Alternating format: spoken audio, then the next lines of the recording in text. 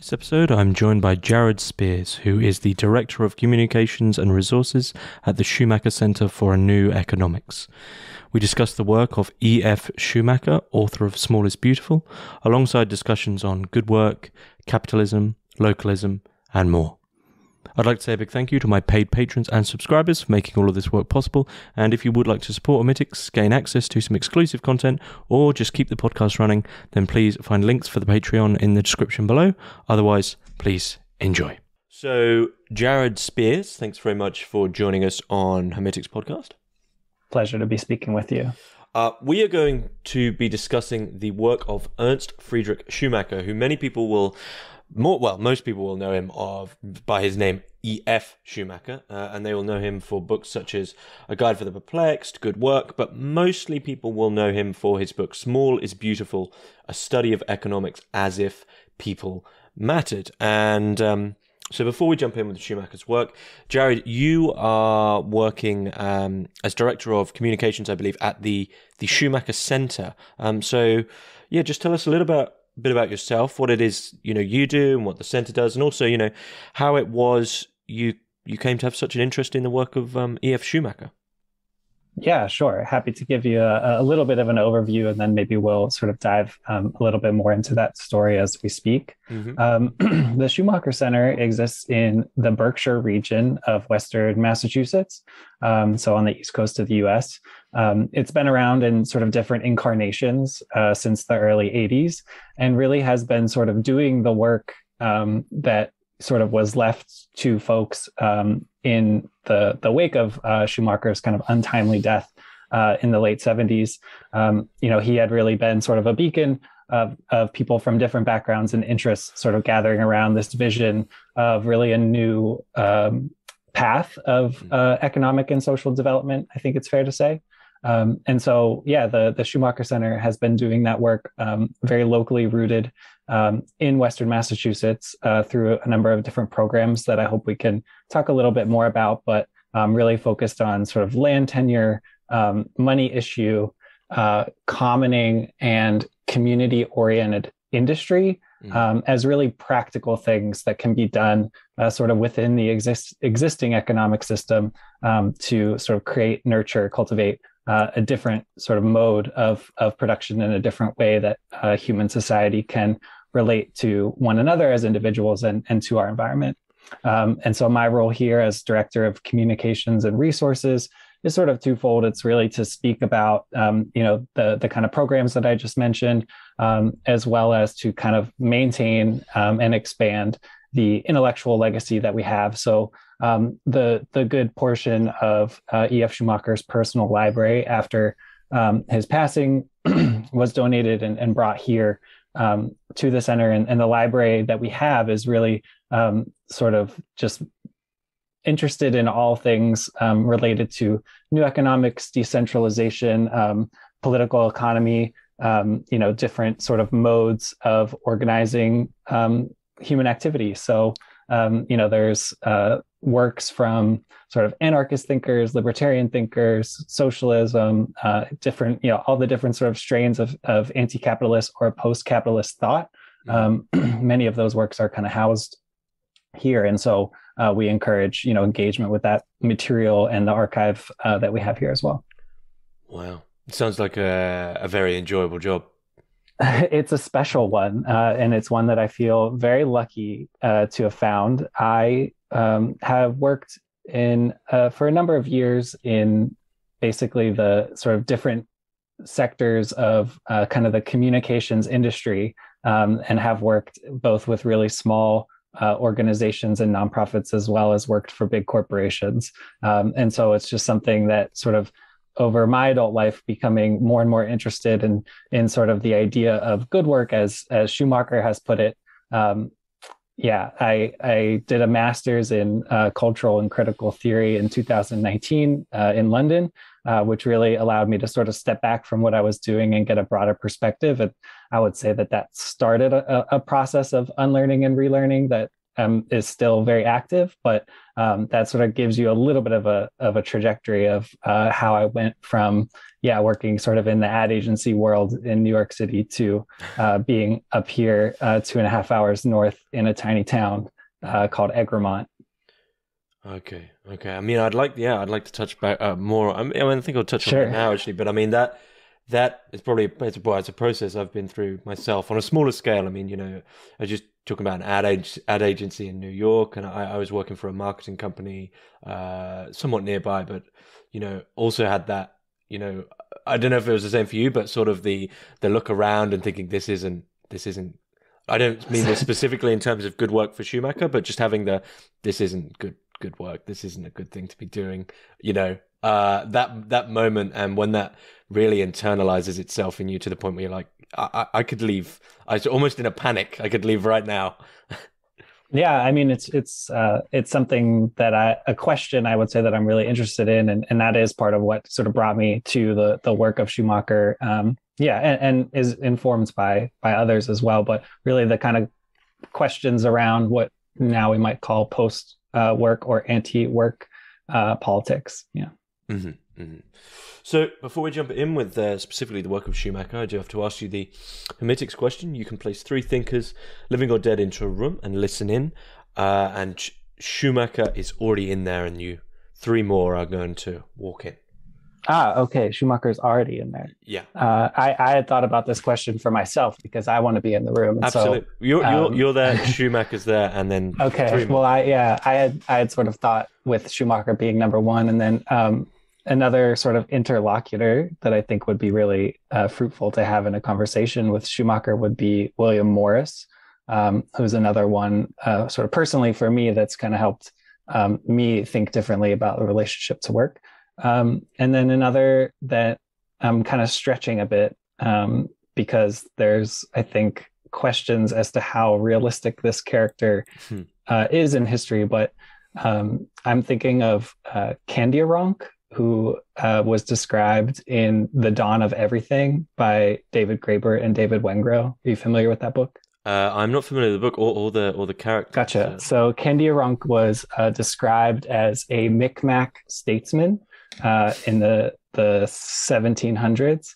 And it's a really fascinating story in The Dawn of Everything, which I'd recommend to you. But where, you know, there was sort of Enlightenment figures in France and England really fascinated with what Graeber and Wengrow summarize as the indigenous critique of the Western lifeway. Full stop, you know, people coming over and Candiaronk is just sort of this figure that, again, there's questions about how historically accurate this portrayal was, because it's sort of everything that we have sort of comes through Enlightenment, sort of libertine thinkers from France. And so, you know, people sort of ask, is this more of a foil that was created by French philosophers who had something to say about the world that they lived in?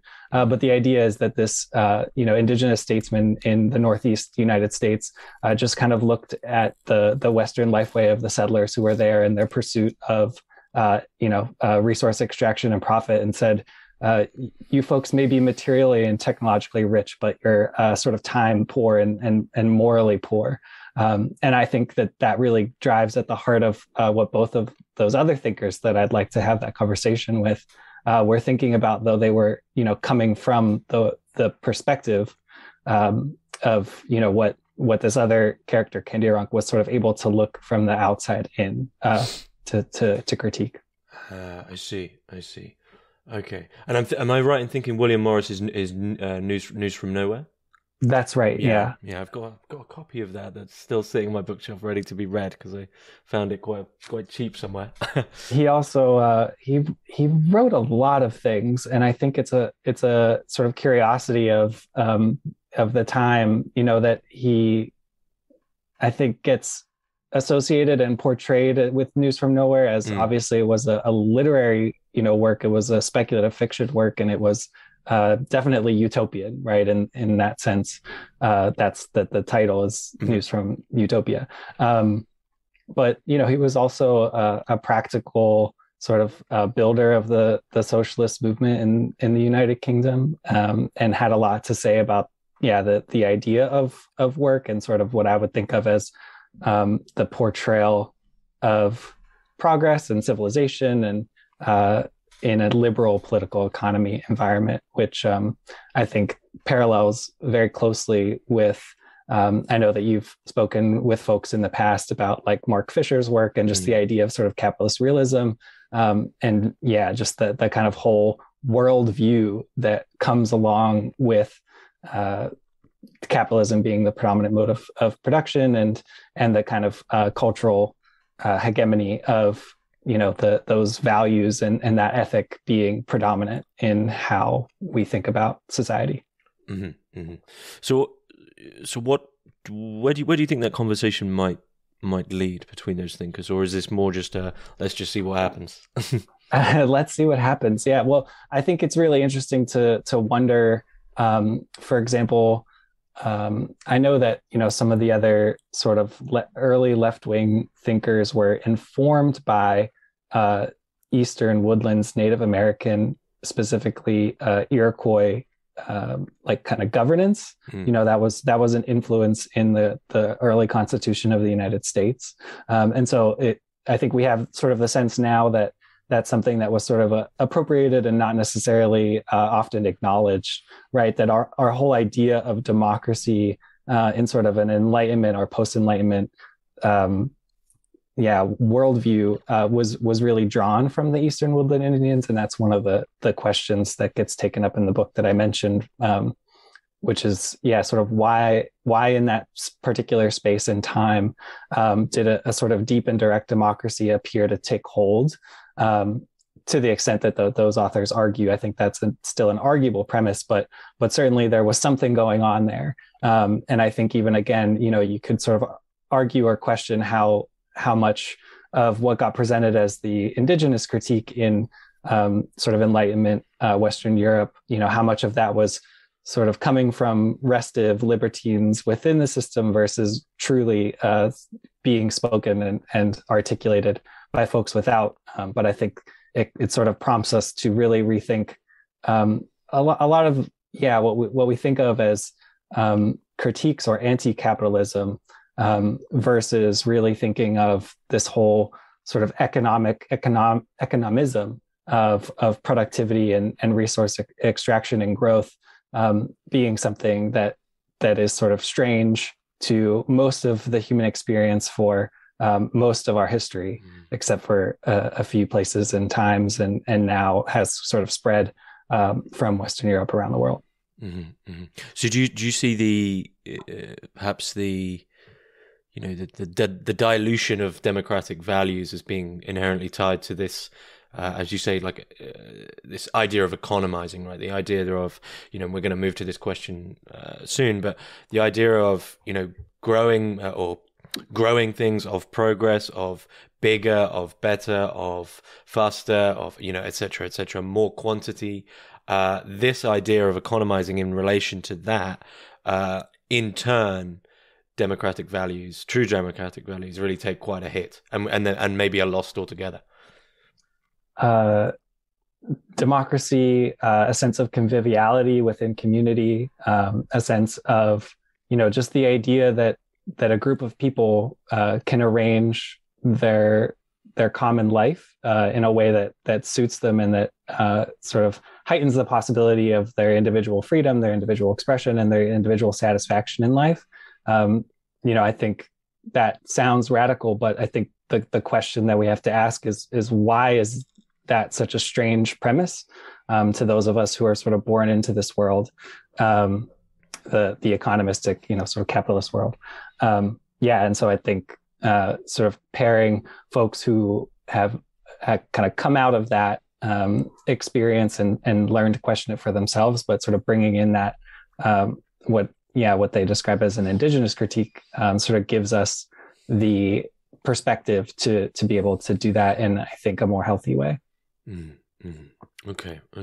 So do you, just moving into this first question I have, and I mean, this is really the big one, and I mean, it's almost Schumacher's title now for the book he's most well known for, Small is Beautiful, a study of economics of people matters. I mean, it was probably quite tongue-in-cheek in the day. So this, I believe, is 1973.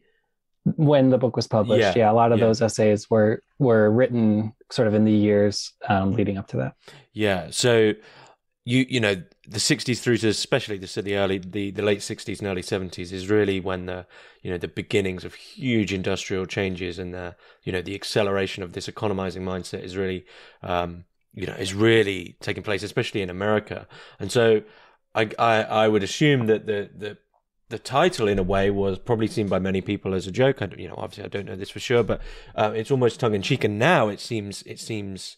I mean, I guess to many people it seemed maybe naive, maybe even funny. But this idea of small is beautiful. This idea of contentment that at a certain point you say, well, we've had enough. Here's the line I've drawn, and this is all I need, and that's completely fine. And there are other qualitative things that matter. And of course, this seems really to revolve or the idea against this is the one of unlimited growth. I'll just open up that big question for you, which is in relation to all of that. What is this problem for Schumacher and for your with unlimited growth? The idea of unlimited growth. Yeah. Well, I mean, I think he says himself somewhere that growth is sort of a misnomer in terms of applying, a biological process to more of an abstract human endeavor. And I think in general, it's just the idea that we're obviously, living on a finite planet. And so resources are finite, but also, maybe a little bit more to the heart of the idea of small is beautiful and in economics where people matter.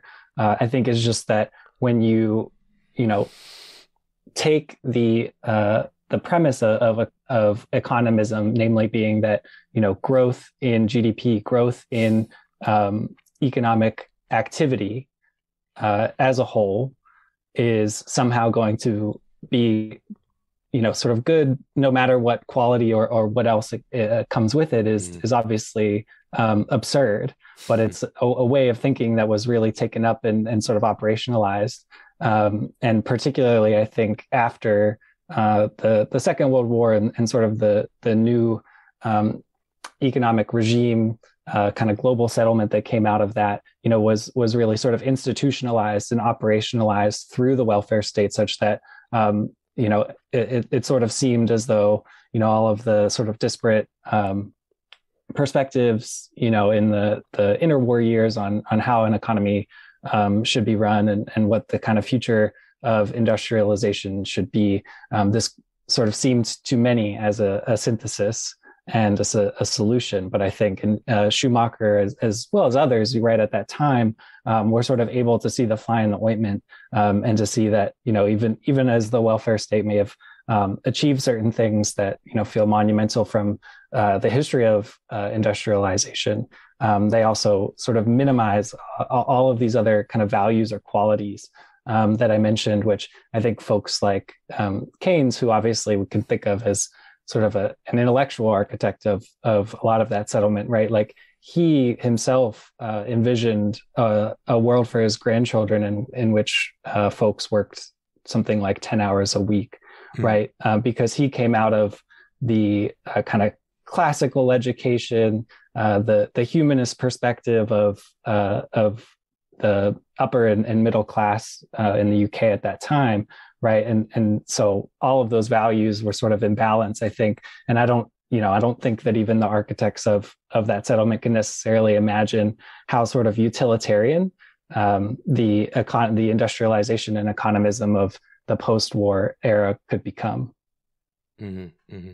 And I mean, it's an interesting thing. It's something that I've been thinking about a lot myself recently. This idea of, I mean, some people have now started calling it GDP brained, right? This idea of somehow the world has come round to the idea that when via the news or via, people's level of understanding, as we've talked about this idea of, the economizing mind coming in, that just to say that undertaking something is just unquestionably good because it will raise GDP. We always hear this. This will be good for GDP. This will be good for the economy.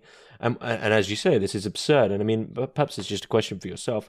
Why do you think on a collective level, many people or maybe they've never thought about it, have succumbed to this absurdity. They just accept that, oh, GDP is going up, so Sure. nothing else matters. Well, I think there's a lot of things that you can kind of unpack there, but just to kind of make it really relevant to the present, Timothée Parikh is a degrowth economist who is active on Twitter. And if folks are interested in this question, I would recommend just checking out his Twitter feed recently and his blog, because he's doing a lot of activity around the latest IPCC report, which you probably know is oriented around like, what can we do about climate change, right? The scientists have kind of said, yes, it's happening. Here are the causes. Now, what are the different avenues or scenarios that we can envision for the globe? And, I think Timothée has sort of rightfully taken notice of the fact that the full report, which, there's a whole sort of diplomatic and state-driven process of what gets edited out to like the kind of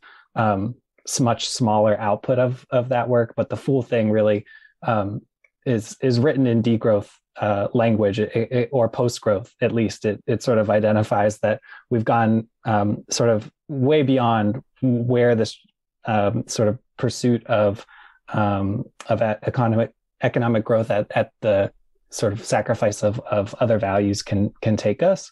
So he's got an interesting sort of hypothesis around, I think it's something like the sufficiency hypothesis, which essentially says that up into a certain point, and there's some science research that backs this up, that says up into a certain point within a country, an amount of sort of productive-led economic GDP growth correlates with a net increase in happiness as self-reported by respondents, and then it plateaus, right? It trails off, and so I think I just imagine kind of old Schumacher just kind of smiling and laughing to himself at this, that it took scientists sort of 40 years to come to this conclusion. But yeah, I believe there was a study that you find that even on an individual income level as well, that the percentage change in, however you can measure happiness, but the percentage change in happiness or contentment for people of different wages, I think between the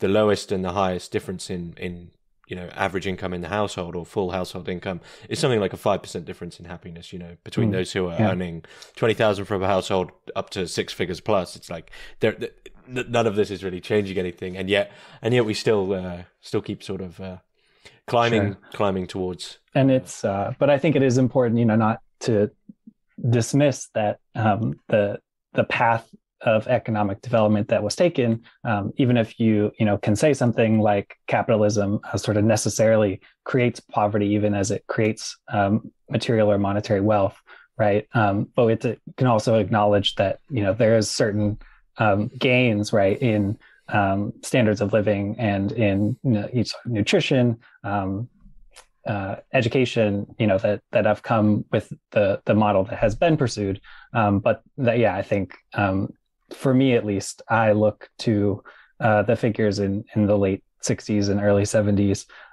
as sort of conclusively, I think, making the argument that not only is this mode of development a little too simplistic and sort of foreclosing other opportunities, but the concern with oil and just the sustainability of a fossil fueled economy, it was abundantly clear to multiple people and thinkers in different backgrounds in different parts of the world that what they were doing wasn't sustainable. There was a lot of fear, in the 70s around peak oil, and essentially, just the shortages kind of making people realize that everything that we've built around us, this world that runs, on cars and trains and airplanes and, big box retail stores, et cetera, supply chain madness was, very, very fragile. And that by definition, right, fossil fuels were going to run out.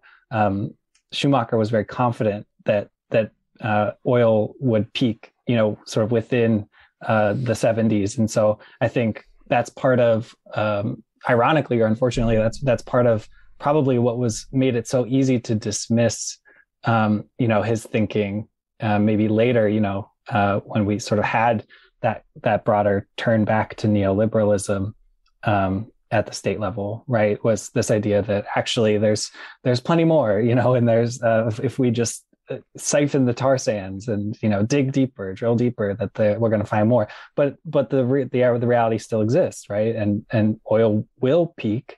I think there's a question as to whether or not that might happen sometime soon, but we've just reached the next threshold of planetary sustainability, which it turns out wasn't our access to fossil fuels, but is the sort of net result of the emission of those fuels over time. Mm-hmm. Mm-hmm. Global warming.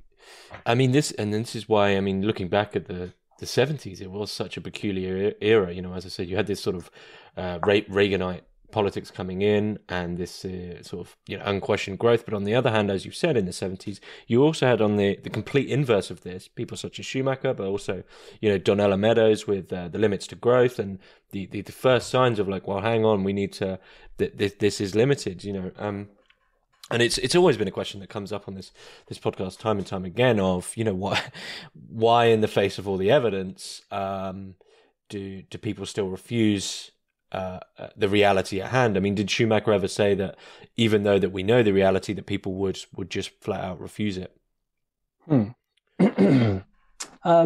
I think in general, you have to think about Schumacher's work and the speaking that he did.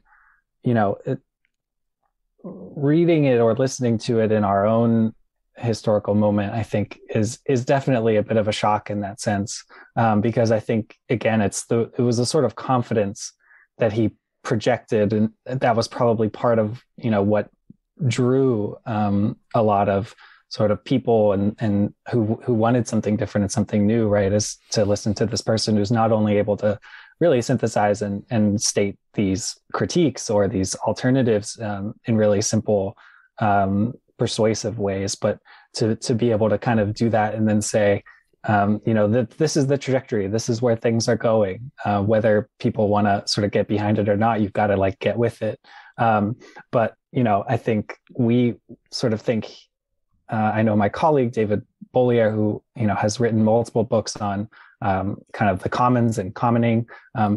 We both sort of see the neoliberal era and the kind of Reaganite and Thatcherite movement as like a counter-revolution, right?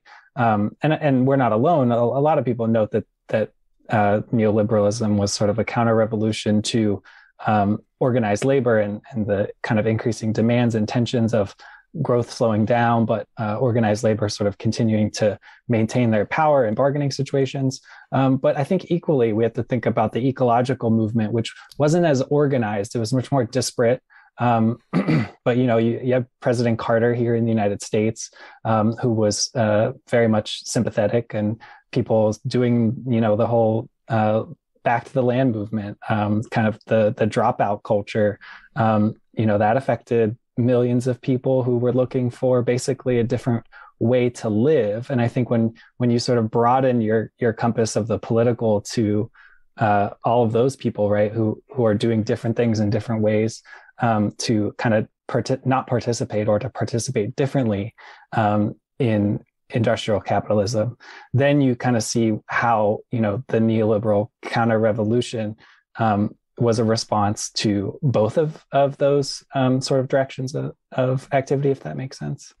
Mm-hmm. And really was, I think, about sort of reasserting those values that make capitalism work in that laissez-faire way, right? Which is to kind of revert and say, actually, as long as we keep shoveling into this thing and it keeps growing, then the results will trickle down, right, one way or another. Yeah. Mm-hmm. Okay. Yeah, that does make sense. I think to sort of build up this more of a Schumacher-focused foundation. I mean, one question that you sort of emphasized that this should definitely come in, and this does revolve around, I guess, both that Thatcherite Reagan movement of certain notions of work that came in there, and the inverse. As you said, you spoke about this as a revolution, and Schumacher brings in. He has this notion of good work, which from our emails, I see. You see this as extremely key for understanding Schumacher, his notion of good work. Sure. Yeah. Well, I think I'll give you maybe two things Hmm. that I think are essential to kind of understanding Schumacher. One, which I think we've sort of talked around, but maybe haven't just stated. He wrote "In Small is Beautiful" that production from local resources for local needs is the most rational way of economic life, while dependence on imports from afar and the consequent need to produce for export to unknown and distant peoples is highly uneconomic and justifiable only in exceptional cases and on a small scale. So I give you that sort of definition as he wrote it, just because I think it sort of gives you the foundation for that's what he described as Buddhist economics. I think that name, doesn't really travel necessarily as well or stand up to as much scrutiny as folks today might want to give it. But I think that just sort of gives you an alternate way of thinking about economic life. Hmm. And then good work. Yeah. He said that there's like three purposes of good work, right? Which is to produce necessary and useful goods and services, to enable us to use and perfect our human gifts and skills, and to serve and collaborate with others so as to, quote, liberate ourselves from our inborn egocentricities. And then obviously he sort of goes on to say that that's anathema, right, to most of how I think work was organized and viewed, both at his own time and is probably just as true now as it was then, if not more so. Hmm. Hmm. And so I think that sort of gives you a sense of connecting this idea about kind of the true economy, right? Like the efficient use of human energy to satisfy sort of reasonable needs and wants within that economistic framework, and then to essentially let people, spend their other time and energy on what they will. But then it sort of takes you into where, follows that trajectory of Schumacher's writing as well, into more of a metaphysical critique and a spiritual, trying to kind of reclaim, I guess, a spiritual aspect to life, which he felt was very much minimized and foreclosed in industrial capitalism. Hmm. Hmm. So, I mean, perhaps this is a bit of a pessimistic question. I'm assuming the answer would be yes, but what we're seeing here, I guess, in relation to this idea of good work and this idea of understanding that one can be content. Limited growth is fine, and even this way of thinking about it is almost something's, to use the language of Marx, I guess, in a way, something sort of vampirically got inside you and tried to persuade you that thinking in this quite inhuman way is right. Did Schumacher believe that whatever had gone on within us to believe that this economizing was the right way to look at things, and unlimited growth was like the pursuit of one's life? Did he believe that this could be reversed, and how if so, how could it Right. be reversed? Yeah. Yeah. Well, I think that's why he was such a proponent of localism and relocalization is, and then maybe that's, sort of shows you a little bit of why I think that kind of indigenous critique is so essential, is because I think what he was saying was, when you look at an actual community, like a group of people that have some human scale of relationship, that, all of these things that sort of get normalized within liberal political economy and global capitalism would sort of be absurd, right? Like, would you accept if there was 1,000 people on an island that 40% of those people were doing sort of abstract numbers work and sort of calculus or moving coconuts around rather than like farming and fishing and helping to build the houses, like that? It's sort of absurd, right? Hmm. And so I think he sort of took that insight, but rather than other sort of you mentioned Marx, like I think the sort of main obviously thrust of Marxism in the time that he was writing was still the Soviet Union and China and elsewhere in the developing world, and that was sort of the state-led model it predominated. But I think he was thinking of it, and much more in the terms of socialism, as William Morris had sort of thought about, as this really decentralized, community-based, more kind of an anarchist flavor of the critique of capitalism, much more in common, let's say, with critiques that would come from that angle than from sort of the idea that we would progress through a stage of industrialized capitalism to a new place of industrialized socialism or communism. That's state-led and top-down and addressing everyone's needs that way. Okay. So Schumacher was much more on the sort of, I guess we'd say, like autodidactic, local, or could we say sort of holistic and organic Yes. way of thinking? Okay.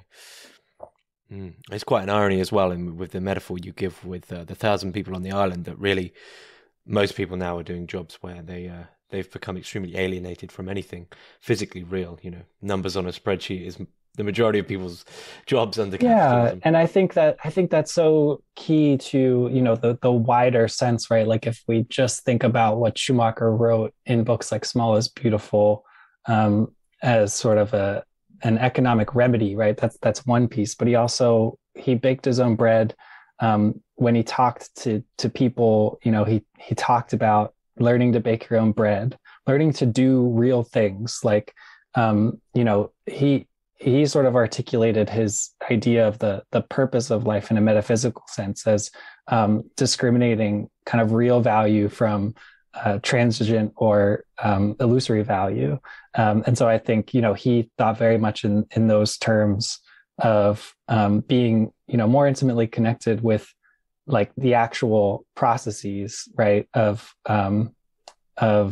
maintaining and sort of reproducing, right, our social lives and our social selves as things that if we really want to think about meeting the whole human's needs, then we would look at the organization of work and again go back to sort of those points of is work structured in a way that enables all individuals to use and perfect their human gifts and skills to collaborate with others so as to transcend their egocentricity? I mean, that's where it's so far from where he sort of envisioned that human society could develop in that direction, that it's so profoundly different than just saying that it's about not using as much fossil fuels or that it's about not just pursuing GDP as sort of a criterion of growth. It's a completely different ethic and culture and way of thinking about the means and ends of human society. So I mean, one interesting thing there is to shift that. Would that really begin with him from education, or is education? Because one interesting thing you've said there is that a society set up where humans would be allowed to undertake their talents and their abilities, to a real creative extent, for instance, within a local sort of holistic environment. And one thing there is, I mean, to a certain degree, we could say that capitalism within the West doesn't even allow people to find them sometimes, right? Because the way certain education systems, and I would say the education system I went through is targeted basically at a certain form of understanding wherein you just end up, not to sound too cliche, but a sort of drone of capitalism. You're just educated capitalistically, right? And would this changing of the culture, and not just these minor changes of like, well, we can still be capitalism, but just change the peak oil, right, or whatever, would this complete overhaul or underhaul of the foundation, you could say, would that begin from a new form of education for Schumacher? Well, I know that he did write that, education was where he kind of placed hope, which is to say that even though he said all these things and he tended to kind of write and speak in public in a way that sort of drew on like a moral authority and a sense of grounding to project confidence.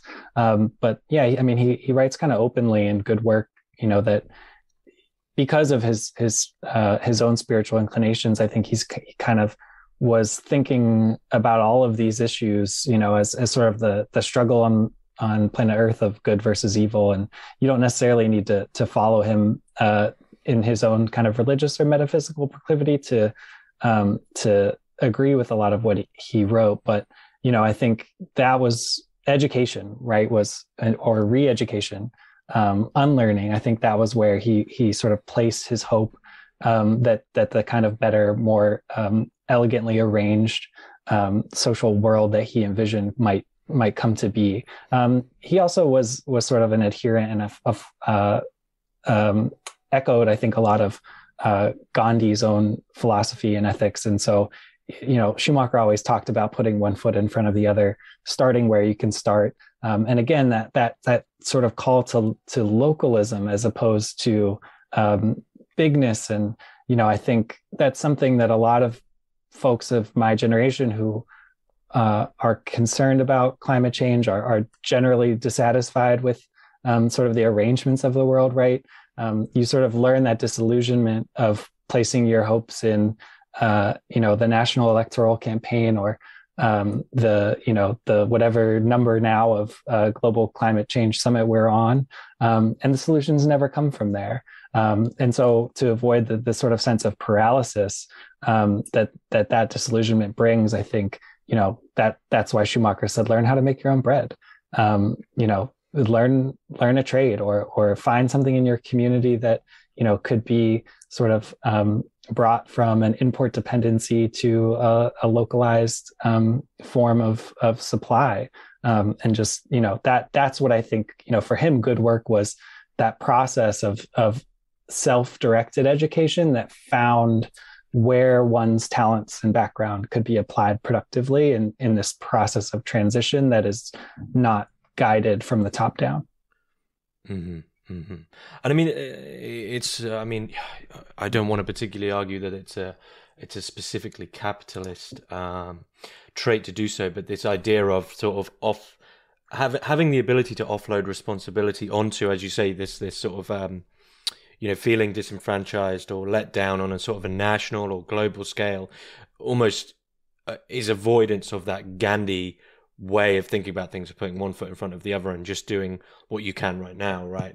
And capitalism, in some sense, of altering your viewpoint. I mean, and this is a big debate that I sometimes get into with these sorts of talks around, climate change or economic matters, is often the agency versus corporation sort of debate of, is the fault on the side of the mass corporation, or is it the fault of actually the people who are using that corporation? So, for instance, many people would say, well, look at the carbon footprint of Amazon, for instance, but at the same time, you can say, well, don't shop at Amazon, right? So it's quite a difficult line to ride in terms of both of those are actually quite serious and enactable issues. So I don't know where Schumacher would stand on that sort of idea. Well, I think you're right just to say that it's big and broad and complex, and that there's different ways that people might find possibility or an avenue in which they can sort of exercise their agency, and that it's limiting to focus, I think, too much on any one angle, like so as to say corporations are to blame for climate change. And so I should not think about, my own sort of behaviors, my own sort of pattern of consumption or the work that I do, because it's their fault and they need to clean up their act, right? Like wherever you want to place blame, I think Schumacher's writing was about how one can sort of cultivate a self-reliance and a sort of inner resource of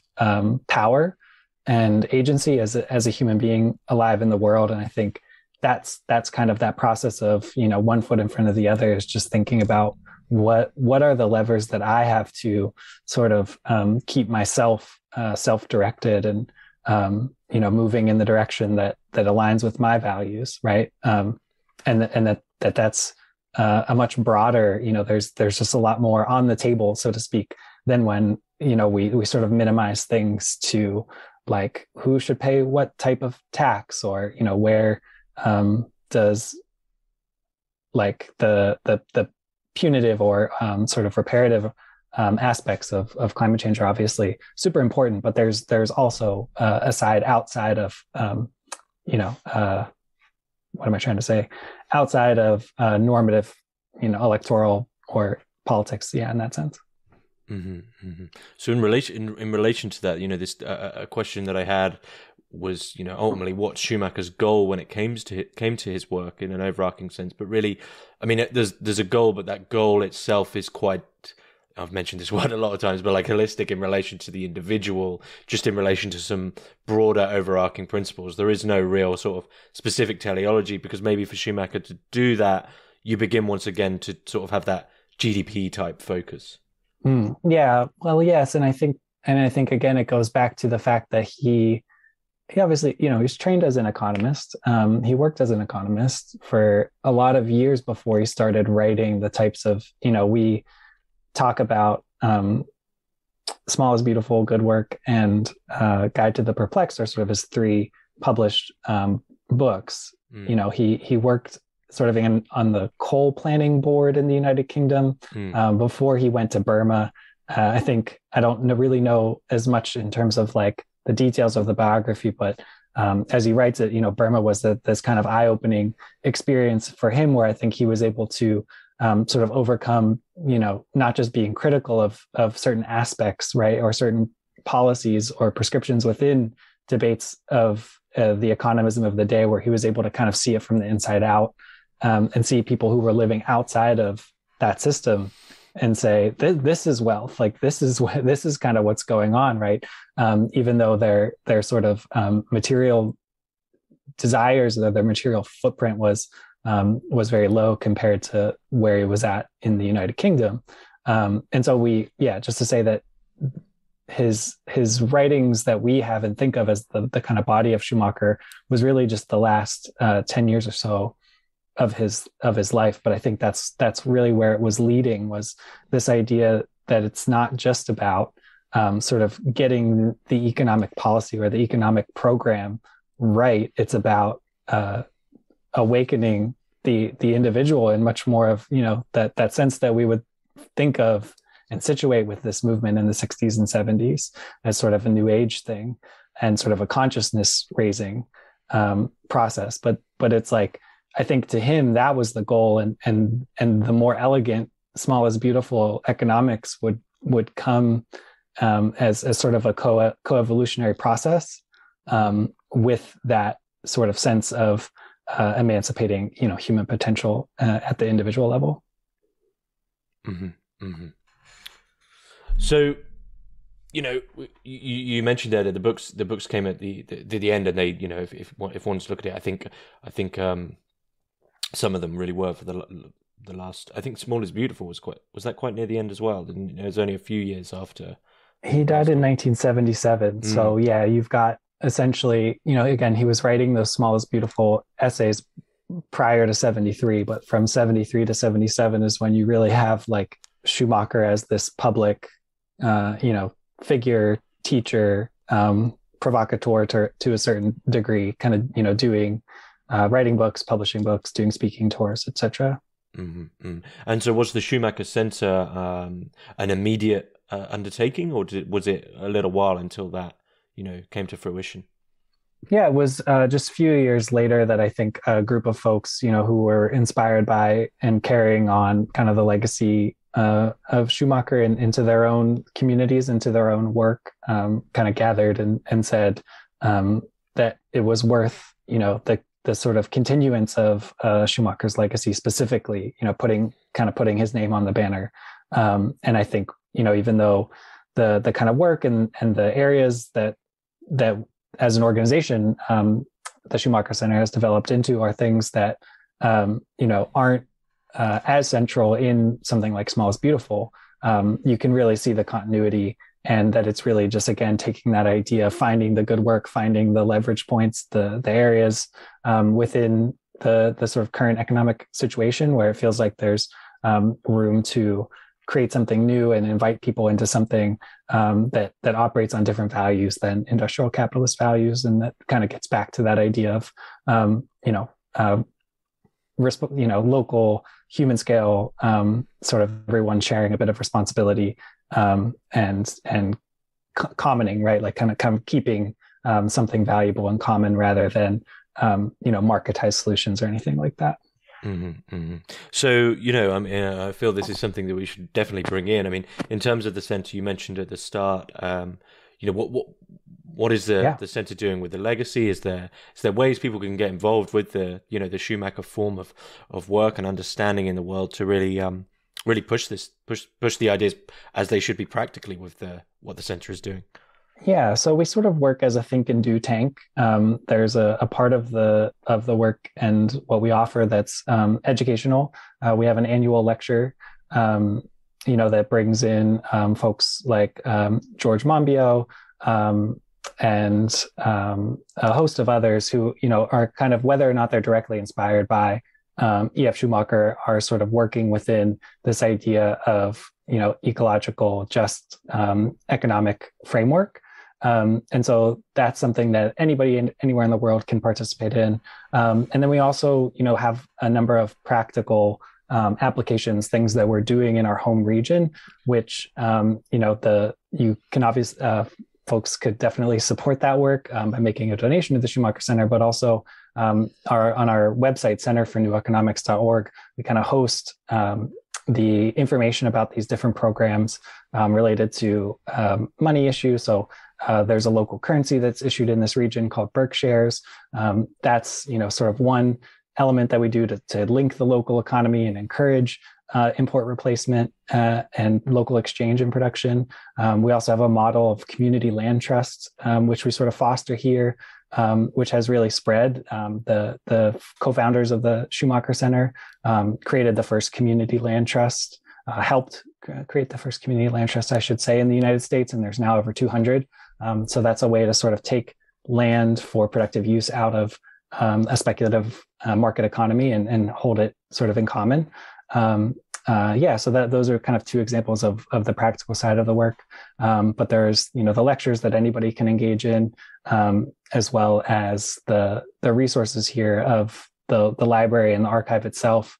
You sort of started by mentioning this dearth of information or scholarship around Schumacher, which I think, if anybody who's listening is a researcher or writer, it's all here, and you can sort of see the wealth of it, and realize that the work and I think the discussions that were going on at this time, they weren't as fringe as I think we're sort of led to believe, as children of that counter revolution in that neoliberal world that I mentioned before. It was sort of all there, and the question should be, why wasn't this the path that was pursued, as opposed to thinking like, why did people think this way? Mm-hmm, mm-hmm. Well, it sounds incredible. I mean, is there anything you'd like to add about Schumacher or the Center that you feel we haven't touched on? Obviously, there's a lot of other aspects to his work. There's a big spiritual side, but as you said, the spiritual side isn't something that you specifically need, but it does sort of bolster this big cultural shift that we were talking about earlier. So that side of the work is there as well. Yeah, we didn't talk a lot about Guide for the Perplexed, which I think, I imagine that your listenership probably has a hunger for that kind of more metaphysical, philosophical angle. And so I would say Guide for the Perplexed is definitely one that folks can engage with as a book that, I think has a lot to say about the critique of rational science in society and sort of that suppression of the spiritual. But yeah, I think I always sort of come back just to say that you don't need to sort of agree, I don't think, with Schumacher's kind of metaphysics to see the sanity of his general outlook on life. Mm-hmm. Mm-hmm. And the site for the Schumacher Center is centerforneweconomics.org.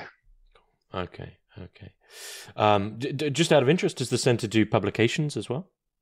Yeah, so we all of the annual lectures that I mentioned are pamphlets that we publish that can be bought on the website. So that goes back 40 some years. And then we also occasionally produce other publications. Our most recent one is actually, germane to this conversation, my colleague David Bollier, who created a commoner's catalog for change making. So sort of a fun wink to the Whole Earth catalog, which again sort of was a publication that linked a lot of those 70s countercultural figures together, but it really just it opens up this world of things that are going on in the margins, sort of outside of the mainstream view, people who are working to again create these sort of economic alternatives in their local communities that are based around reciprocity and generosity and stewardship and care and not all of the other values.